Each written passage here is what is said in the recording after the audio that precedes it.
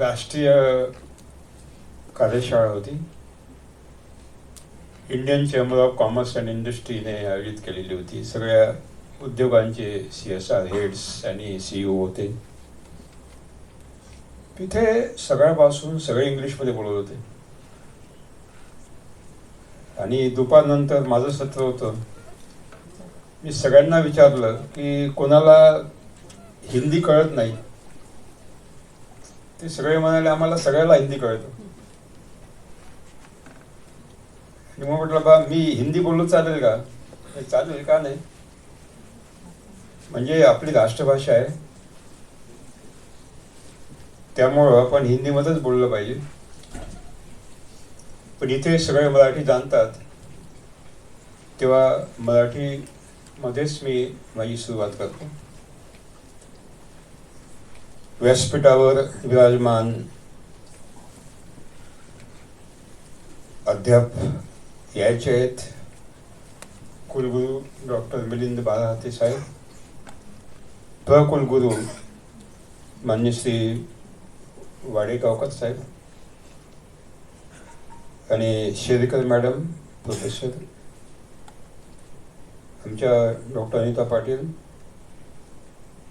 इथले तुषार देशमुख रजिस्ट्रार, समोर बसलेले सगळे विद्वज्जन, विद्यार्थी आणि विद्यार्थिनी मित्रांनो, मी प्रथम गाडगेबाबा विद्यापीठाचे आभार व्यक्त करतो की त्यांनी मला इथे बोलावलं आणि माझे विचार अनुभव आपल्यासोबत व्यक्त करण्यासाठी मला वेळ दिला, त्याबद्दल मी आपले सगळे आभार मानतो. विशेष रूपाने डॉक्टर अनिता मॅडमजींनी सतत पाठपुरावा केला आणि मी रात्रीला उशिरा आलो, कारण हे आज इथे येणं महत्त्वाचं होतं. 5 दिवस कॉन्फरन्स दिल्लीला होती, नंतर हैदराबादला होती. मित्रांनो, मी विद्यापीठात बोलतो आहे आणि विद्यापीठात शिकवतात, विद्यार्थी शिकतात. शिकण्याचा उद्देश काय हा जर विद्यार्थ्यांना प्रश्न विचारला, अधिकांश विद्यार्थी म्हणतात पदवी घेणे आणि नोकरी करणे. खरंय. शिलाँगला ईस्टर्न विद्यापीठाने माझं शिबिर ठेवलं 3 दिवसाचं मेघालयात. तिथे बहुतेक आदिवासींचेच विद्यार्थी जास्त होते. तिथे सुद्धा अधिकांश विद्यार्थ्यांनी सांगितलं की आम्ही पदवी घेणार आणि नोकरी करणार.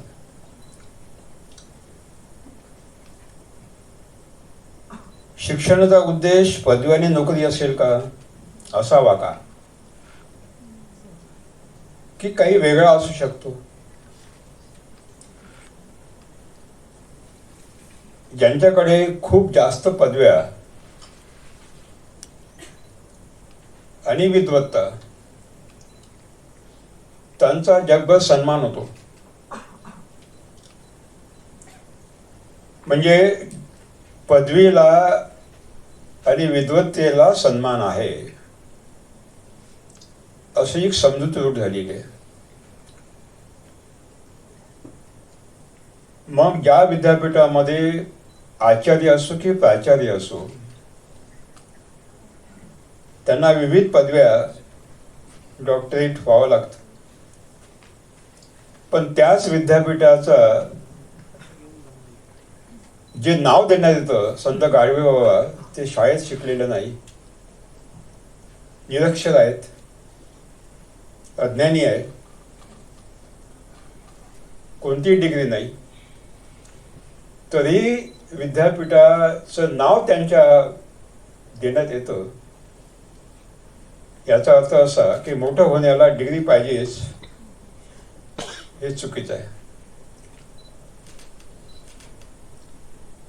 दुसरी गोष्ट, 50 चपराशीच्या जागा होत्या, 35,000 अर्ज आलेत. 7वी अर्हताबाई, MBA, MSc, PhD, अधिकांश मोठमोठे शिकलेले विद्यार्थी युवक. चपराशाची नोकरी 35,000 अर्ज. का? 7वा वर्ग पास तो होऊ शकतो चपराशी, मग MBA कशाला, PhD कशाला? दुसऱ्या बाजूला मी शिक्षण घेणार, पदवी मिळवणार, नोकरी करणार, खूप पैसा कमावणार. बेंगलोरला ज्याला 2.5 लाख रुपये महिन्याचा पगार होता, तो सॉफ्टवेअर इंजिनियर आत्महत्या करतो. का? पैसा आहे, बंगला आहे, गाडी आहे, सगळंच काही. याचा अर्थ आता गांभीर्यानं वेळ आलेली आहे की शिक्षणाचा उद्देश काय असावा. केवळ डिग्री घेण्यासाठी, नोकरी करण्यासाठी, की देशाबद्दल आपल्याला जी बांधिलकी दिलेली आहे ती पूर्ण करण्यासाठी.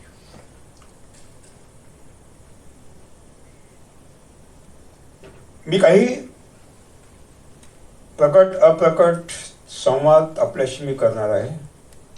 ते भाषण असणार नाही, ते संवाद असणार. भारत हा जगातील 5वी आर्थिक महासत्ता आहे. अमेरिका, चीन, जापान आणि जर्मनीनंतर भारत 5वा श्रीमंत देश आहे जगातला. आर्थिक वृद्धी दर हा खूप उंचावलेला आहे. Growth rate of economy. म्हणजे भारत हा 5वा श्रीमंत देश आहे. दुसऱ्या बाजूला याच भारतामध्ये 80 कोटी लोकांना सायंकाळची जेवण मिळत नाही, म्हणून त्यांना मोफत अन्नधान्य देण्यात येत आहे. 140 कोटीपैकी 80 कोटी लोक दारिद्र्य रेषेखाली आहेत, स्वतःचं पोट भरू शकत नाही. दुसऱ्या बाजूला per capita income of Indian people, म्हणजे भारतीय लोकांचं प्रति व्यक्ती वार्षिक उत्पन्न हे 138 देशापेक्षा कमी आहे. त्यामध्ये बांगलादेश.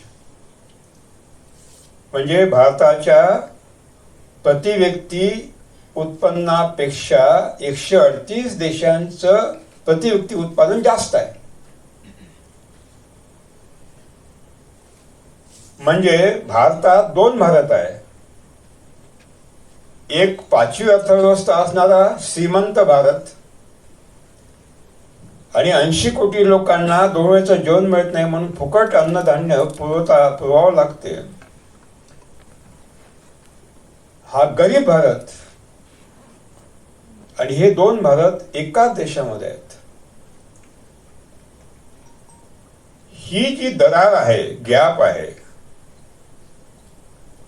ही दरार दरवर्षी वाढते आहे, दरवर्षी वाढते. उद्दिष्ट आहे की आत्मनिर्भर भारत त्या योगाने पुढे भारत हा 3री आर्थिक महासत्ता होईल अमेरिका आणि चायना नंतर. म्हणजे आपण जापान, जर्मनीला मागे ठेवू. आता आपण इंग्लंडला मागे ठेवलेलं आहे. याचा अर्थ काय? याचा अर्थ असा आहे की देशाची आर्थिक वृद्धी जर वाढत असला तरी त्याचं डिस्ट्रीब्युशन खालपर्यंत पोहोचत नाही.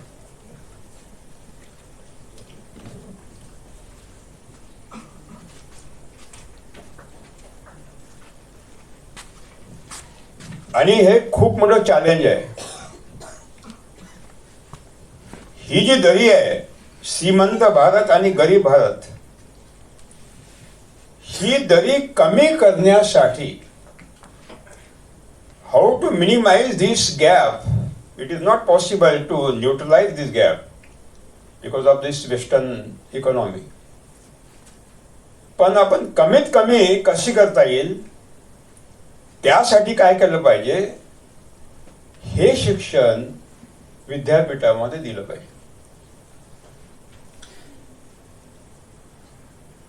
आणि सांगावंसं वाटतं की अद्याप ते शिक्षण विद्यापीठात देण्यात येत नाही. Indian council of educational research and technology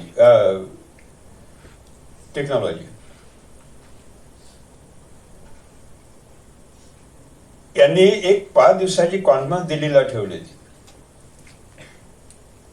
आपल्या भारतात जे पुरातन विचार आहेत, आपली संस्कृती आहे, काही वैज्ञानिक आपल्या पिढीगत ज्ञान आहे आपल्याकडे, ते जुनं परंपरागत indigenous Indian knowledge which is based on science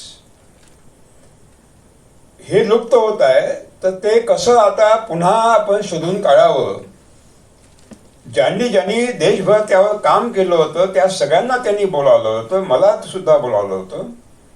5 दिवस खूप चर्चा झाली. 1 दिवस मला पूर्ण दिलेला होता. आणि त्यामध्ये असं दिसून आलं की भारताकडे बरंच काही आहे, पण ते संकलित होत नाही आहे.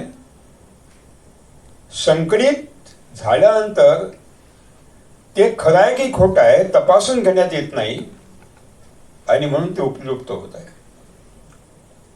एक उदाहरण देतो मी तुम्हाला.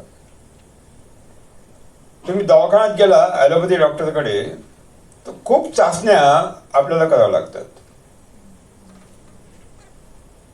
आणि मग ह्या चाचण्यामध्ये खूप पैसा जातो.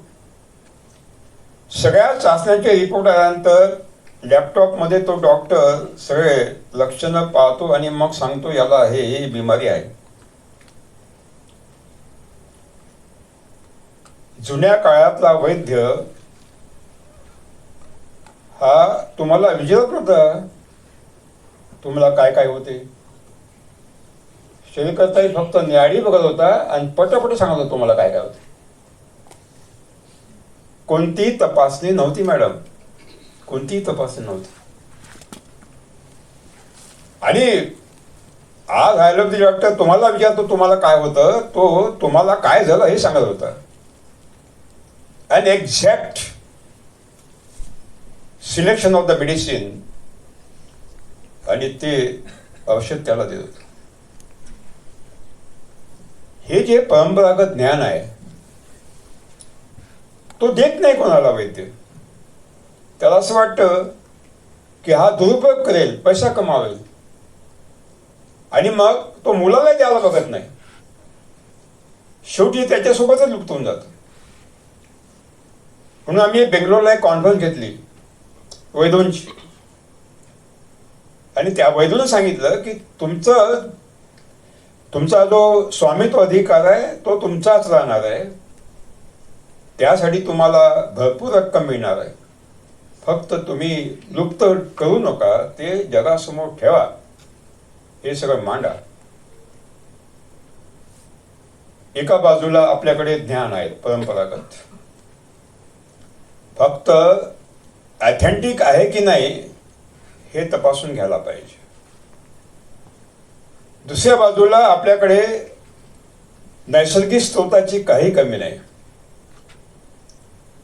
म्हणजे युरोप अमेरिकेमध्ये 7 महिने शेती होत नाही,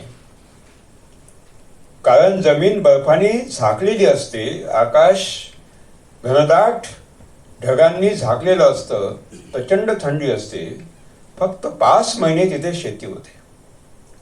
म्हणजे युरोप अमेरिकेची इकॉनॉमी आहे, अर्थव्यवस्था आहे, ही कृषी प्रधान नाही तर ती उद्योग प्रधान आहे. आणि ज्या देशांची अर्थव्यवस्था उद्योग प्रधान आहे त्या देशासमोर दोन उद्दिष्ट असतात की उद्योग वाढवायचे, त्यासाठी लागणारा कच्चा माल स्वस्तात स्वस्त मिळवायचा आणि त्यासाठी लागणारं जे लेबर आहे, मजूर आहेत, ते सुद्धा फुकटात किंवा स्वस्तात स्वस्त मिळवा. हा कच्चा माल सगळ्या जगातून लुटून जी औद्योगिक क्रांती झाली आणि त्यामुळं हे युरोप अमेरिका देश विकसित झाले. जे देश लुटले गेले तो आपला भारत होता.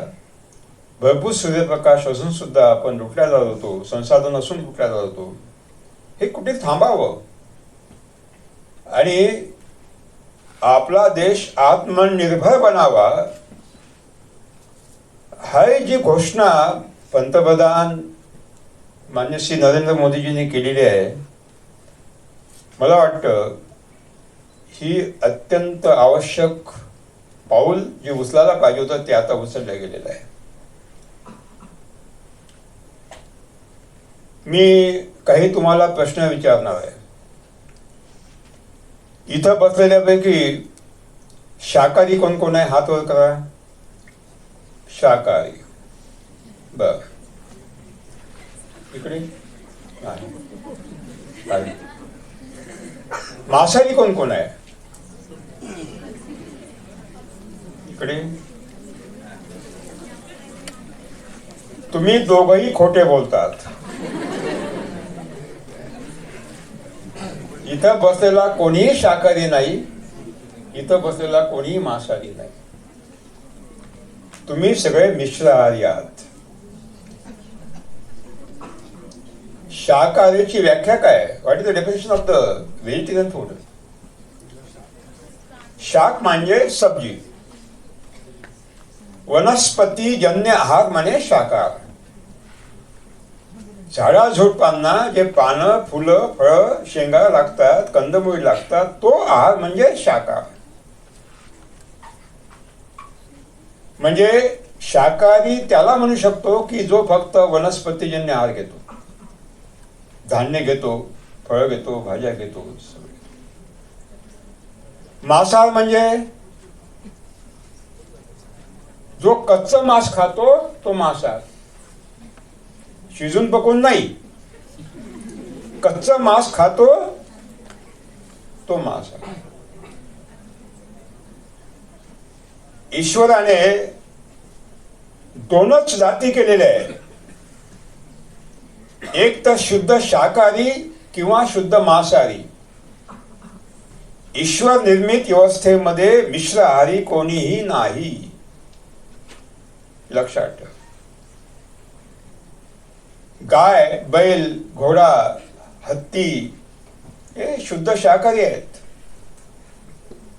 गाय, घोड्या, हत्ती समोर तुम्ही मांसाची रास ठेवा, खायला घास देऊ नका, चारा देऊ नका. उपाशी पोटी मृत्यू स्वीकार करेल पण मांसाला स्पर्श करणार नाही. शुद्ध शाकाहारी आहे. दुसऱ्या बाजूला वाघ, त्याच्यासमोर तुम्ही चाऱ्याची रास ठेवा, खायला मार देऊ नका, उपाशी पोटी मृत्यू स्वीकार करेल पण चाऱ्याला स्पर्श करणार. म्हणजे ईश्वर निर्मित व्यवस्थेमध्ये दोनच जाती आहे, एक तर शुद्ध शाकाहारी आहे, नाही तर शुद्ध मांसाहारी. मिश्राहारी जगात कोणीही नाही, मानव सोडला तर. मग मानव का? जर ईश्वराने दोन जाती उभ्या केल्या आहेत, एक शुद्ध शाकाहारी आणि मांसाहारी, जो कच्चा मांस खातो तोच मांसाहारी, शिजून पकून खातो तो मांसाहारी नाही, तो मिश्राहारी. मग दूध काय आहे?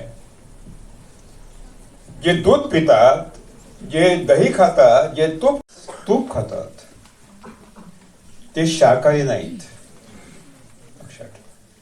मांसाहारी नाही, मिश्राहारी आहे. मानव सोडला तर या जगातला कोणताही प्राणी सख्या आईचं दूध सोडून दुसऱ्या प्राण्याचं दूध पित नाही, दही खात नाही. खरं आहे का खोटं आहे? खरं आहे का खोटं आहे? मूळतः मानव जर मांसाहारी असता तर कच्चं मांस खाल्लं असतं, शिजून पकून नसतं खाल्लं. म्हणजे मुळात मानव हा शाकाहारी आहे, मांसाहारी नाही आहे. काही कारणामुळे तो मांसाहारी बनला, हा भाग वेगळा आहे, पण मुळात तो शाकाहारी आहे. मानवाचं शरीर गठन शुद्ध शाकाहारी प्राण्याचं आहे. शाकाहाराचे 32 लक्षणं आहेत. सगळे लक्षणं मानवाला दिलेले आहेत. आपण बघू शकतो, अभ्यास करू शकतो. याचा अर्थ असा की जर मानव शाकाहार करेल तर त्याला आजार होणार नाही. शाकाहार करणार नाही त्याला आजार नक्की होणार. कारण मानवाच्या आतडीमध्ये 60 लाख करोड 60 ट्रिलियन पेशी आहेत. त्यापैकी 70% पेशी ह्या रोग प्रतिरोध पेशी आहेत, इनेट इम्युन सेल्स आहेत. आणि ह्या सगळ्या 60 लाख करोड पेशी मुळात फक्त शाकाहारामधून मिळालेलं अन्न स्वीकार करण्याची क्षमता त्यांना ईश्वराने दिलेली आहे. शाकाहार व्यतिरिक्त अन्न जर आपण घेतलं तर शरीर स्वीकारत नाही. त्या अन्नाचे रेसिड्यूज, अवशेष, टॉक्झिक गार्बेज म्हणजे विषारी कचऱ्याच्या माध्यमातून पेशीमध्ये जमा होतात. आणि ते जे टॉक्झिक गार्बेज आहे त्याच्यामुळं आपली इनेट इम्युनिटी, रोगप्रतिरोधक शक्ती कमजोर बनते आणि आपण आजाराला बळी पडतो. The diseases are given by the God. ईश्वराने प्रत्येकाला कॅन्सर दिलेला आहे, डायबिटीज दिलेला आहे, उच्च रक्तदाब दिलेला आहे. सगळे आजार आपल्याला दिलेले आहे, जन्मताच आपल्याला मिळालेले असतात. आपल्या शरीरामध्ये जन्नुकामध्ये ते असतात. प्रत्येक आजाराचा एक जन्नुक असतो, जीन असतो. जसं कॅन्सरचा ऑन्को जीन आहे. पण तो जीन जेव्हा झोपलेला असतो, सुप्तावस्थेत असतो, तेव्हा आपल्याला कोणताही आजार होत नाही, कॅन्सर होत नाही. तो जीन जेव्हा जागृत बनतो, क्रियाशील बनतो, तेव्हा आपल्याला कॅन्सर होतो. म्हणजे कॅन्सर होऊ नये यासाठी औषध हा उपाय नाही. मधुमेह होऊ नये यासाठी औषध उपाय नाही. तर हे जीन्स जे दिलेले आहेत क्रोमोझोम मध्ये, ते ज्या ज्या स्थानावर दिलेले आहेत त्या स्थानावर ते कायम राहतील, स्थानांतर करणार नाही. स्वयं उत्परिवर्तन क्रियेद्वारा इंटरनल म्यूटेशन के सेल म्यूटेशन के माध्यम से तो स्वतःला बदलवणार नाही आणि तो सुप्तावस्थेतच राहील, अशी व्यवस्था ईश्वराने केलेली आहे.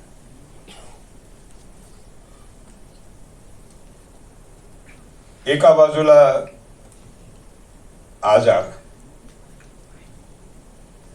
आपलं जे रक्त आहे हे विम्लधर्मी आहे, अल्कलाईन आहे. रक्ताचा आम्ल विम्ल निर्देशांक 7.4 आहे. That means our blood is alkaline having 7.4 pH value. याचा अर्थ असा की आपल्या मानवी रक्ताला फक्त अल्कलाईन भोजन पाहिजे, विम्लधर्मी भोजन पाहिजे. आम्लधर्मी भोजन चालत नाही. आम्लधर्मी भोजन चालत नाही. ऍसिडिक चालत नाही. आणि गंमत, रोज आपण ऍसिडिक जेवण घेतो. लक्षात ठेवा, गहू ऍसिडिक आहे. गव्हामध्ये ग्लुटेन आहे. ग्लुटेन आतडीच्या भिंतीवर चिपकून राहतो. तुम्ही कितीही खा, अन्नद्रव्याची बायो अवेलेबिलिटी म्हणजे उपलब्धता होत नाही. गव्हामध्ये जे फायबर आहे ते अत्यंत कमी आहे, 1.2%. पाहिजे 3.6च्या वर पाहिजे. म्हणजे गहू ऍसिडिक आहे, त्याच्यामध्ये फायबर अत्यंत कमी आहे, नगण्य आहे. आणि ग्लुटेन आहे. याचा अर्थ रक्ताला गहू चालत नाही. पांढरा तांदूळ हा ऍसिडिक आहे, आम्लधर्मी आहे. त्याच्यामध्ये जे फायबरचं कंटेंट आहे ते 0.2% आहे, म्हणजे नगण्य आहे. आणि बाह्य अवेलेबिलिटी टू द इंटेस्टाईन अत्यंत कमी आहे. आणि म्हणून आपल्या रक्ताला हा पांढरा तांदूळ चालत नाही. दूध चालत नाही, दूध ऍसिडिक आहे. दही चालत नाही, दही ऍसिडिक आहे. तूप चालत नाही, तूप ऍसिडिक आहे. ते तुम्ही खाता. बाजारातून विकत घेतलेलं खाण्याचं तेल जे पाकिटातून तुम्ही विकत घेता ते ऍसिडिक आहे. कारण प्रक्रिया करण्यासाठी त्यात विविध रसायनं मिसळलेले असतात. परिष्कृत आहे, फिल्टर आहे. आणि म्हणून ते आपलं शरीर अमान्य करतं, मान्य करत नाही, स्वीकारत नाही. मैदा खाता तुम्ही रोज, पकोडे खाता, सगळे मैद्याचे पदार्थ खाता. मैदा अत्यंत घातक आहे, ऍसिडिक आहे. पिस्ता, हे सगळे जे तुम्ही रोज खाता हे सगळे ऍसिडिक आहे. म्हणजे आपला जे रक्त आहे ते अल्कलाईन अन्न मागतो. आपण रक्ताचं ऐकत नाही आणि मग मुद्दाम आम्लधर्मी खातो, तेव्हा रक्ताची आम्लता वाढते. रक्ताची आम्लता सतत वाढल्यामुळं रक्ताचं जे काम आहे की 1000 लाख कोटी पेशींना प्राणवायूचा पुरवठा करणे, व्हायटल पॉवर जीवनशक्तीचा पुरवठा करणे, एन्झाईम्सचा पुरवठा करणे, व्हिटॅमिन्सचा जीवनसत्वांचा पुरवठा करणे आणि तुमचं प्रोटीन, कार्बोहायड्रेट, फॅट आणि हार्मोन्सचा पुरवठा करणे, ही सगळी व्यवस्था तो रक्त करतो प्रत्येक पेशीला. पण यामध्ये अडथळे येतात. जेव्हा तुम्ही ऍसिडिक खाता तेव्हा रक्त ऍसिडिक बनतं आणि अडथळे यायला लागतात.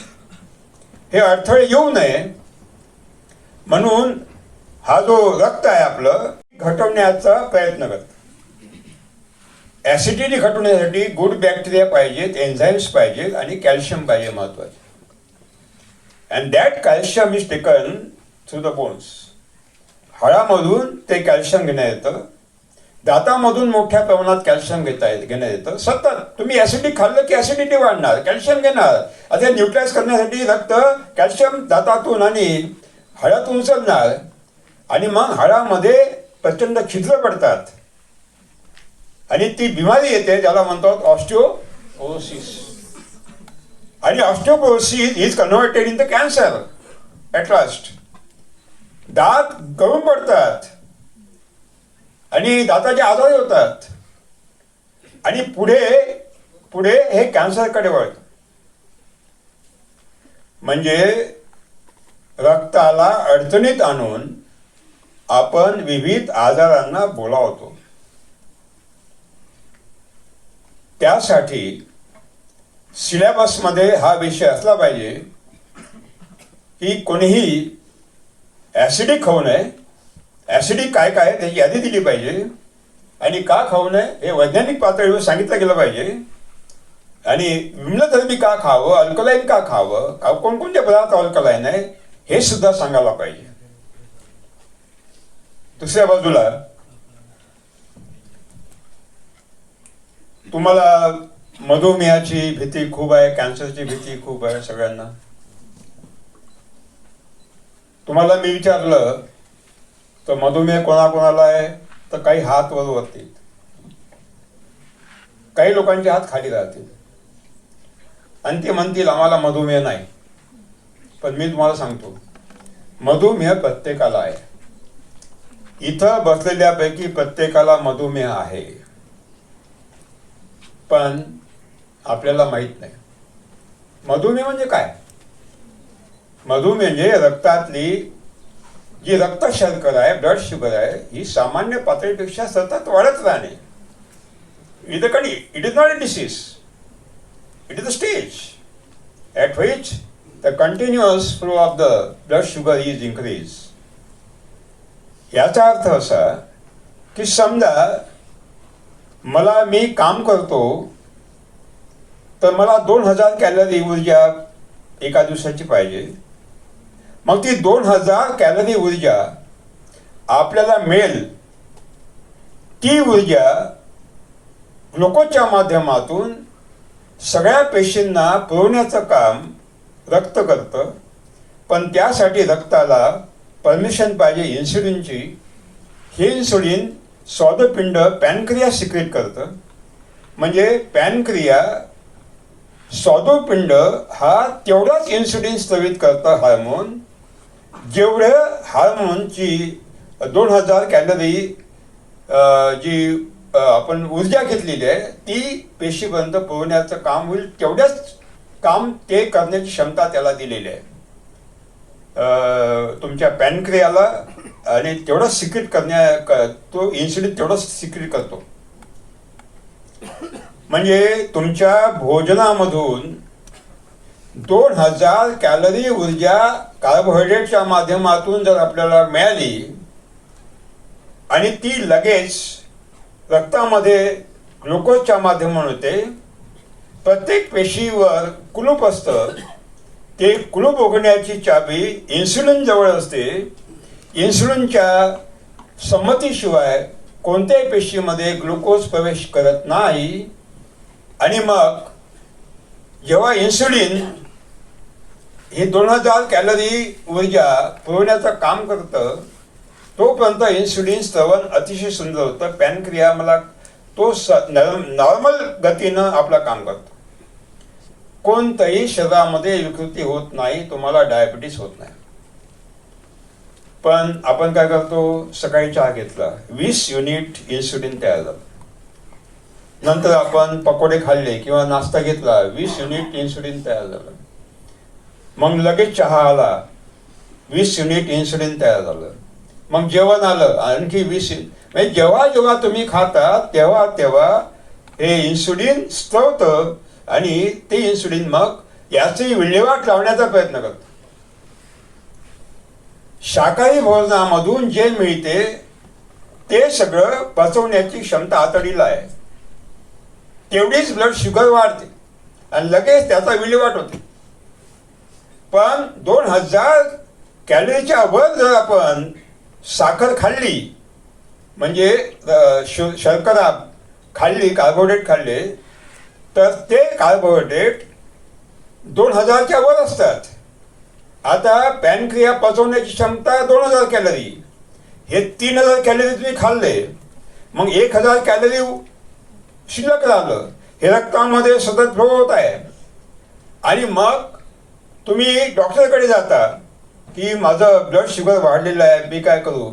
मग डॉक्टर तुम्हाला गोळ्या देतात. गोळ्या कोणत्या असतात?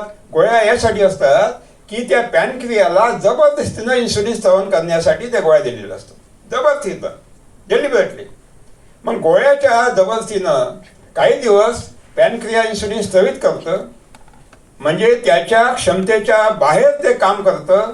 त्यामुळे एक दिवस तो इन्सुलिन स्त्रवणं बंद करून टाकतं पॅनक्रिया. जेव्हा पॅनक्रिया स्वादुपिंड इन्सुलिन स्त्रवणं बंद करतं, मग तुम्ही डॉक्टरकडे जाता. ती स्टेज अत्यंत वाईट असते. मग डॉक्टर म्हणतात आता आपल्याला वरून काय घ्यावं लागेल, इन्सुलिनचं इंजेक्शन घ्यावं लागेल. आणि मग तुम्हाला इन्सुलिनचे इंजेक्शन चालू होते. पण त्या इन्सुलिनच्या इंजेक्शनमुळं ब्लड शुगर सतत राहण्यामुळं किडनीला जे काम दिलेलं आहे रक्त शुद्ध करण्याचं, ती किडनी दबावाखाली येते, क्षमतेपेक्षा प्रचंड काम करते, त्याच्यामुळे किडनी सुद्धा फेल्युअर होण्याची शक्यता असते. मग लिव्हरला प्रॉब्लेम निर्माण होतो, लिव्हरला सुद्धा ती फेल्युअर होण्याची शक्यता होते. एक साखळी चालते, एक साखळी चालते. एका बाजूनं तुम्हाला इन्सुलिनचं इंजेक्शन घेतल्याशिवाय जगता येत नाही. एक दिवस असा येतो की तुम्हाला डायबिटीसनं मृत्यू व्हावाच लागतो, मृत्यू तुमचा होतोच, हे लक्षात. कारण काय आहे? ही अतिरिक्त शर्करा जे तुम्ही खाण्यातून घेत आहात. दुसऱ्या बाजूला जी अतिरिक्त एनर्जी आहे, ते एनर्जी फॅटमध्ये रूपांतर करण्याची क्रिया आपल्या शरीरामध्ये आहे. That energy is convert into fat. It deposit the blood vessel. म्हणजे ती अतिरिक्त जी ऊर्जा आहे त्याचं रूपांतरण फॅटमध्ये होतं, स्निग्धांशमध्ये होतं, चरबीमध्ये होतं. ती चरबी रक्तवाहिन्यामध्ये जमा होते आणि जमा झाल्यामुळं रक्ताला जी मोकळी जागा हवी ती मिळत नाही. रक्त वेगानं समोर जाण्याचा प्रयत्न करतो पण ते यशस्वी होत नाही. आणि मग काय वाढते? रक्तचाप, रक्तदाब वाढतो. आणि मग तुम्ही डॉक्टरकडे गेला, म्हणता तुमचा रक्तदाब वाढलेला आहे, तुम्ही या गोळ्या घ्या म्हणजे रक्तदाब कमी होईल. आणि पुढं अशी वेळ येते की आपल्या शरीरामध्ये रक्तामध्ये अशी एक व्यवस्था ईश्वराने केलेली आहे की रक्ताच्या गाठी कधीच होणार नाही. ती व्यवस्था या इन्सुलिनच्या या भानगडीमुळं आणि अनेक कारणामुळं ती नष्ट होते. आणि मग रक्ताच्या गाठी बनतात. रक्ताच्या गाठी हे सॅच्युरेटेड जे फॅट्स झालेले आहेत ते जमा झालेले. आणि मग एक वेळ असं येतो की आपल्या हृदयाला रक्तपुरवठा होत नाही आणि मग हृदय फेल पडतं. आणि मग आपण त्याला म्हणतो याला काय आला? हार्ट अटॅक आला. Diseases are invited by the human. They are not coming alone. लक्षात ठेवा. हे सगळं जर आपण तपासून घेतलं तर मला असं वाटतं की सगळ्या बाबीनं विचार केल्यानंतर औषध हा उपाय नाही आहे, हे लक्षात ठेवा. कोरोनामध्ये जेवढे जीव गेले, लोक मेले, ते कोरोनानं कमी मेले असं आपण ऐकतो. जे औषधं घेण्यात आले त्याचे साईड इफेक्ट्समुळे जास्त मेले.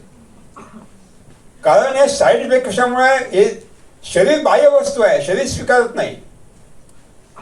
आणि म्हणून मला असं वाटतं की दोन गोष्टी महत्त्वाच्या आहे.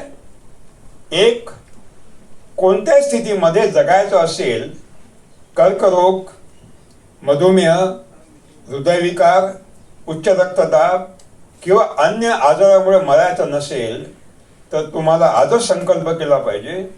तो म्हणजे आम्ही याच्यापुढं अल्कलाइनच खाणार, आम्लधर्मी खाणार नाही, गहू खाणार नाही, पांढरा तांदूळ खाणार नाही, आणि तुमचे दूध घेणार नाही, दही घेणार नाही, तूप खाणार नाही. मग तुमच्या मनामध्ये प्रश्न निर्माण होईल, तूप नाही खायचं काय भानगड? काय माझी आई सांगते तूप खा आणि समृद्ध व्हा. मला सांगा, एवढा मोठा हत्ती किती वजन आहे? सांगा किती वजन आहे? 1500 किलो. केवढा मोठा आहे? जबरदस्त, प्रचंड ताकद आहे, प्रचंड बाहुबल आहे. कोणता तूप खातो? कोणत्या गोष्टीचं तूप खातो? बदाम पिस्ता खातो? खातो काय? प्रोटीन खातो? काही खात नाही, काही खात नाही. एकही अन्नद्रव्याची कमतरता नाही. स्वस्त आहे, बलवान आहे, त्याला रोग का होत नाही. याचा अर्थ त्याच्या शरीर पोचण्यासाठी जे पाहिजे त्या चाऱ्यामध्ये आहे, गवतामध्ये आहे.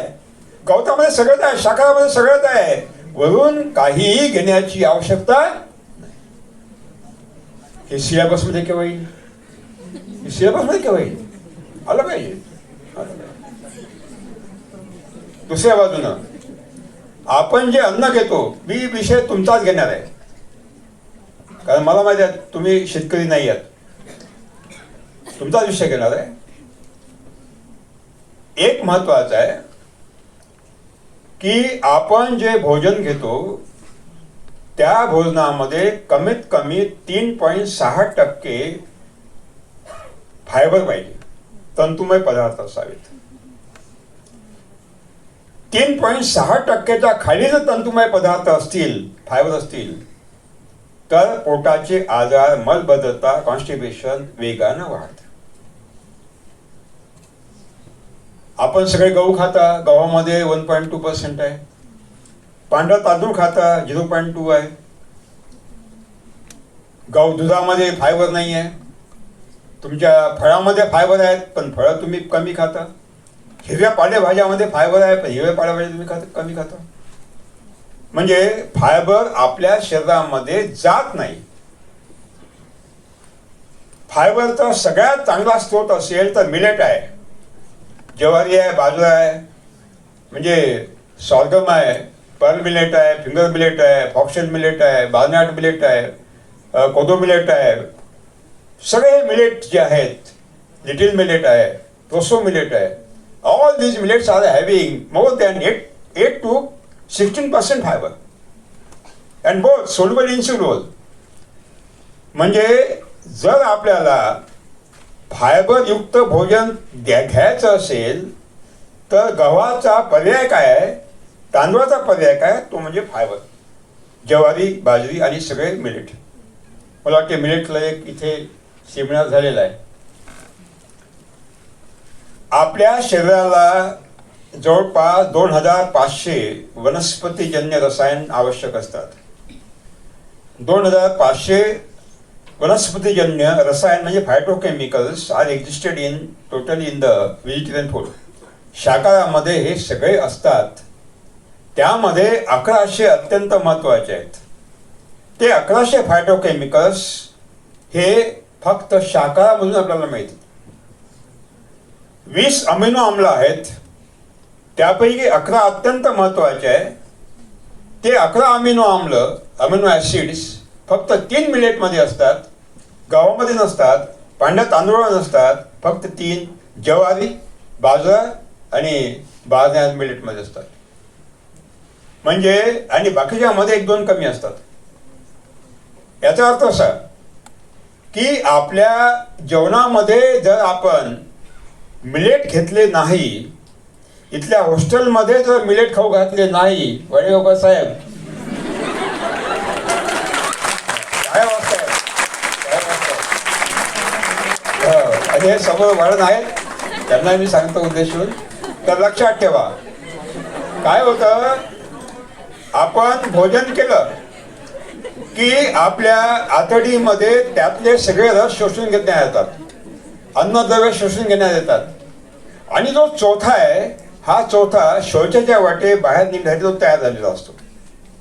आता हा चौथा स्वतःहून बाहेर निघत नाही शौचाच्या वाटे, त्याला ढकलण्याचं काम कोण करतो, चौथा हे फायबर करतो.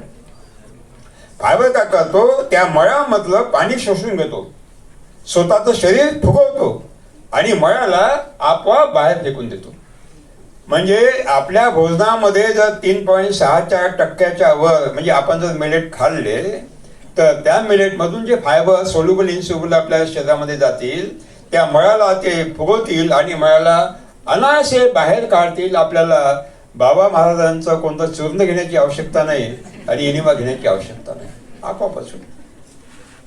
पण जेव्हा तुम्ही सगळे म्हणजे समोरचे असो की मंचावरचे गहू खाता, तांदूळ खाता आणि हे सगळे बाकीचे आम्लधर्मी पदार्थ खाता ज्यामध्ये फायबर अत्यंत कमी आहे, मग हा मळ बाहेर निघत नाही, तो तिथेच साचतो आणि मलबद्धता निर्माण होते, कॉन्स्टिपेशन निर्माण झालं की 3 प्रकारचे बॅक्टेरिया असतात. म्हणजे आपल्या शरीरामध्ये असं म्हणतात की 1000 लाख कोटी बॅक्टेरिया आहेत आणि त्या बॅक्टेरिया 3 प्रकारचे आहेत.